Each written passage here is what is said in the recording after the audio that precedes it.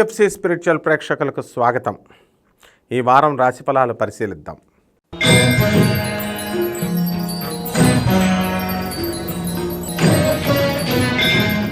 కుంభరాశి ఈ వార ఫలాలు ఎక్కడెక్కడ ఉన్నాయి గ్రహస్థితిగతులు అంటే రాహు మీనరాశిలో ఉన్నాడు, శని వక్రించి మీకు కుంభరాశిలో ఉన్నాడు, గురుడు వృషభ రాశిలో ఉన్నాడు, కుజుడు మిథున రాశిలో ఉన్నాడు, రవి బుధులిద్దరూ సింహరాశిలో ఉన్నారు.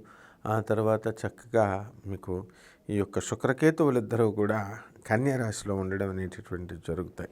మరి మీ యొక్క బిడ్డలకి మంచి ఉన్నత స్థానాల్లో ఉన్నటువంటి ఉద్యోగాలు రావడానికి కారకులవుతారు మీరు. అది మీకు చాలా విశేషమైనటువంటి గౌరవాన్ని మీకు తెచ్చిపెడుతుంది.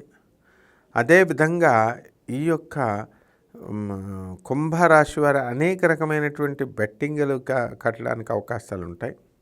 అలాగే ఇల్లు లేనటువంటి వాళ్ళు ఇల్లు కొండము, స్థలాలు లేనటువంటి వాళ్ళు స్థలాల కొండము చేసినటువంటి ఈ యొక్క కుంభరాశి వారికి తమ పుత్రుడు వలన అనేకమైనటువంటి సమస్యలు రావడానికి అవకాశాలు ఉంటాయి. వాళ్ళ బిడ్డడు 35 నుంచి 40 లక్షల రూపాయల ఆదాయం వరకు ఉన్నటువంటి ప్లాంట్ను పడగొట్టడమే కాకుండా 30 నుంచి 44 లక్షల రూపాయల డొనేషన్స్ అనేటటువంటివి బెట్టింగ్స్లో మీరు పోగొట్టుకోవడం అనేటటువంటివి జరుగుతాయి. కాబట్టి ఇలాంటి విషయాలు అయ్యి కుంభరాశి వారు కొంచెం మనశ్శాంతి లేకుండా ఉండడం అనేటటువంటివి జరుగుతాయి. పూజలు పునస్కారాలు మీరు చేస్తూ ఉంటారు.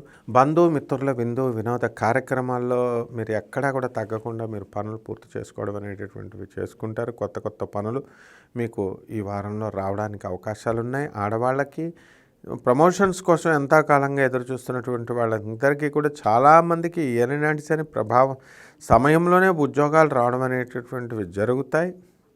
అయితే అనేకమైనటువంటి కార్యక్రమాలు, బెస్ట్ కార్యక్రమాలు అనేటటువంటివి మీరు చేయడం అనేటటువంటిది జరుగుతుంది.